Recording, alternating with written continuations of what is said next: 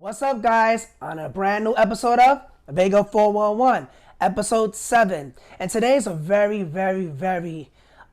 interesting and fun episode. So, like in the last episode with Alan Berman, both Alan and Mason was also on my show a few weeks ago on the set of Vega411. And like I said before, we had some audio technical difficulties, but I worked so fast that I had to call my guests and I said, hey, Mason, can you come on the show and do a Zoom conference call? And he said, yeah, I'll do it. So while we was on the set, we talked a lot about him as a musician, as a producer, working on his first ever album, New Black Panther. An album discussing his life attributes, his struggles, his personal life story with his divorce, and many more. Mason is not only a hip hop artist, but he's also a singer as well, and he produces also vocals for other artists in the New York tri-state area. And he's on the show to talk about his album, but his latest new single that just was released back in August called Body is available right now to watch. Produced and directed by Artist Productions, and he's on the show to talk a little bit about that experience and his latest single, Body. Without further ado, let's roll the tape of Mason.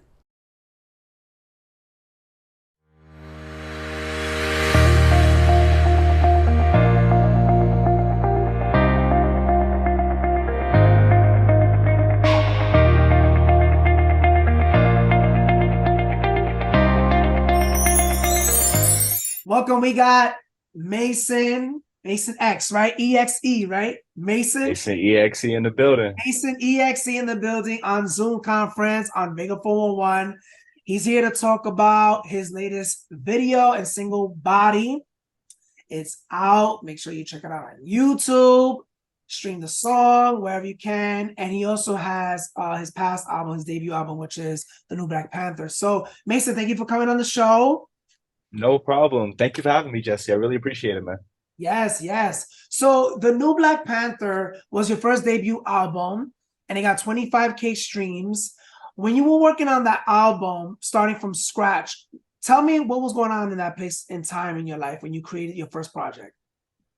Oh man, I have to be honest. My first project, I think some of my best works and many other people's best works, it came from a place of chaos. There was a lot going on. I was going through a divorce. I was going through like a moving situation. I was going through work situations. Don't we all go through situations in life? And it was those contributing factors that helped really bring out the best in me for this album. It motivated me to step out of my comfort zone and keeping a lot of things bottled up. And it allowed me to talk about some of the struggles that I've been going through in some of my relationships, what I see at my job and whatnot, some of the unfairness that I see at work in regards to like pay structures and all that kind of stuff. And it was an eye-opening moment for me. Going through that struggle, everything culminating and the pot start bubbling up to a certain point where the lid starts sliding off. That was Yes. when New Black Panther kind of came out. You know, at some point I had to just kind of vent, let it all out. And people have been telling me for the longest, hey, when are you going to drop an album? When are you going to drop something? I'm like, soon, because I'm a bit of a perfectionist, you know, and Yeah. it took a lot of like self-teaching in the production space. Shout out to YouTube University. And from there, like it took me to really polishing my skills for me to be comfortable with putting my sound out there, let alone putting my sound out there with my voice on it and then my face on an album cover. So all of it was a bit of a journey, but I would have to say it was the culmination of that chaos, which pushed me out of my comfort zone and allowed me to really make things happen. When you say about the culmination of the chaos, and you spoke very vocally about you going through your divorce, was that like the epitome of what inspired you making the records? And how like deep and dark was that time in your life that really poured out a lot of your creative juices in terms of your music for the New Black Panther? That's a good question.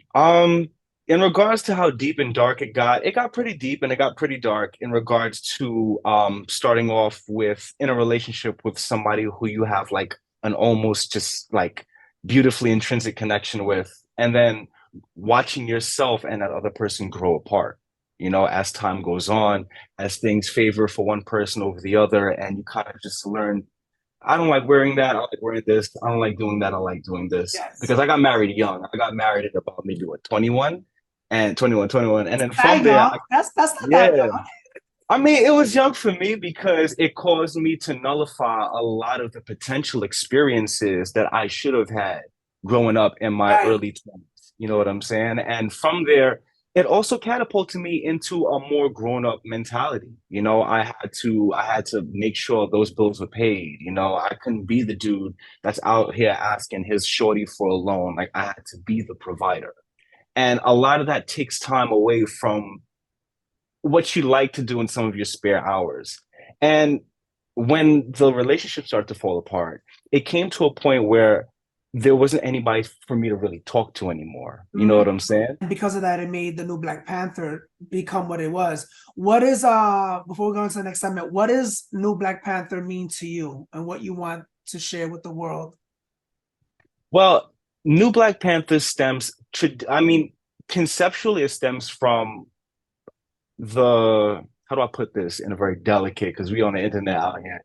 There was a lot of police brutality and the Black Lives Matter movement, the BLM thing, that kind of started like really, really bubbling up around the time, a little bit before New Black Panther kind of started to like really come together as an album. Right, yeah. Every time I'd see something on social media, that would really, really frustrate me because a lot of visual media can be very triggering. You can watch a clip of a kid in school berating his teacher, cursing them out, yo, SMB, SMB, all that kind of stuff.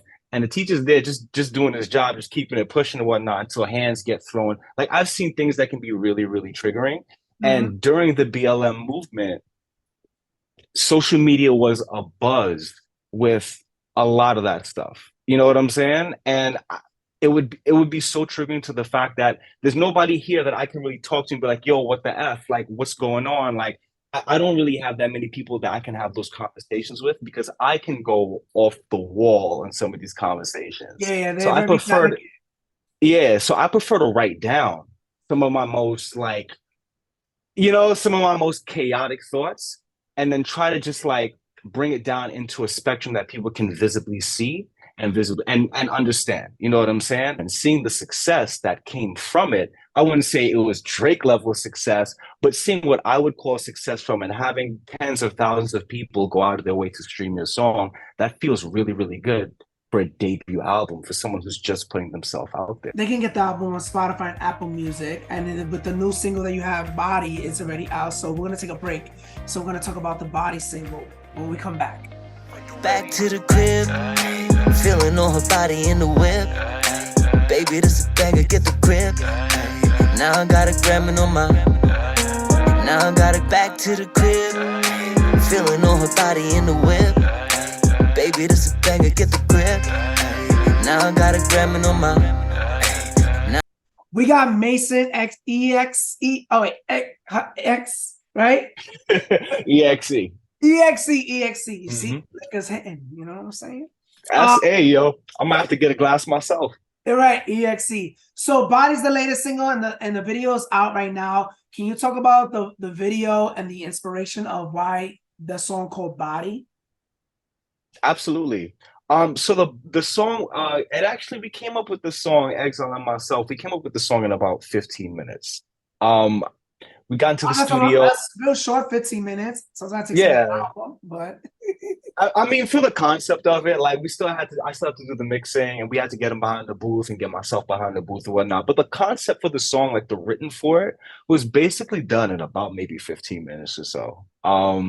As I just got on, I played some keys and whatnot. I opened up a new session, picked out some instruments, threw on some drums and whatnot. I played everything by hand, and yeah. it was just going fluid. And then like eventually with the beat pumping and the volume cranked up and like the bass just bouncing off the walls after the song was initially constructed. He was just feeling it so much. Like he just went in, girl, I'm loving on your body. And I just threw my arms up in the air, like, that's the hook. That's the hook. And from there, like, we kind of just jumped right into it. Sat back, put the music down a little bit lower and stuff like that, and just started like writing immediately. And from there, he dropped his bars the same day that we kind of did that. We came up with the beat and the hook. Well, he came up with the hook, but the same around that same time, everything just happened so quickly. He dropped his take and whatnot, and then from there, it was up to me to be able to drop my vocals, mix, master it to a specific level where it can compete with if a song is playing on Spotify Right. and body happens immediately after. There's no huge pivoting change in volume or anything like that. Like, oh, what bedroom producer made this? Like this one, I put my all into it. And I wouldn't have had that confidence, like I mentioned earlier in the clip, where if I hadn't gone through the trial and tribulations of learning how to produce through the execution of New Black Panther, I would have not been prepared. You know what I'm saying? For a situation like this, I'd have had to outsource that to another producer, have him mix the vocals down, get everything right.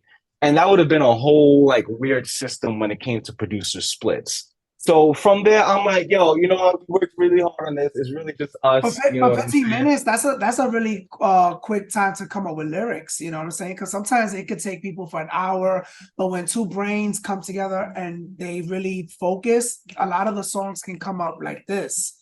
When you decided to come up with the video, was that like a fast process that you already had it in your mind? Because it's produced by Artist Productions, shout outs. Yes, sir. Phoenix, Shout out to Ontario, Artist Productions. Shout out to choreographed by Virgo Beauty Virgo as well. Beauty. That's The right. Shout out. video, what was what you wanted to do? You just wanted to shoot it in Coney Island? That was the idea?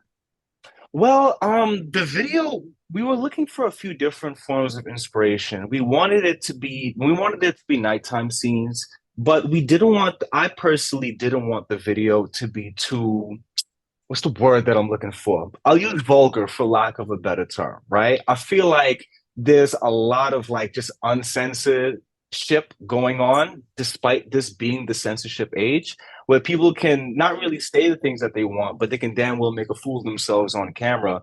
And I'm not really a big fan of the whole twerking thing. Don't get me wrong.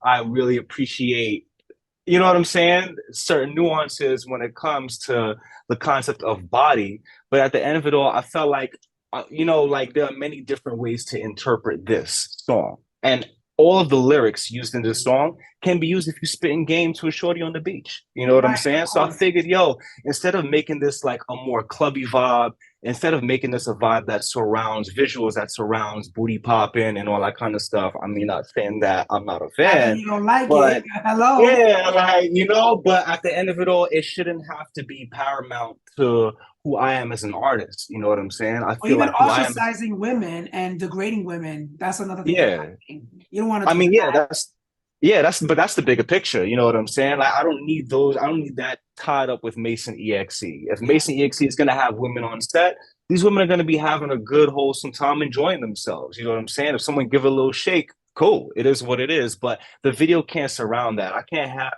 30 seconds of screen time being chicks just shaking their ass and whatnot, because I don't really stand for that. You know what I'm saying? And for those who listen to my music and understand how I feel about your representation and your brand. that is not my branding at all, and not how I feel about it at all. So I prefer to stay consistent. Like I see the natural interactions in life usually showcase and shine more when you're having a good time with people, even absolute strangers. And we've met strangers on the set that turned into some really, really dope people that we've connected with. Yeah. And that's what I like about it. I don't want it to be a visual that interprets, women as just an object. You know what I'm saying? The video is just about booty, and the song is titled Body, but that doesn't at all mean it has to be an ultra hypersexualized thing. For all the barbs out there, Nicki Minaj is about to release her next album, and it's a sequel to Pink Friday 2. Her new single called Last Time I Saw You. Now, mind you, I heard some previews from this record, and I think it was a little bit like pop, R&B, based on her, with the preview of her doing like a photo shoot. It has like a very ambient pop R&B around there.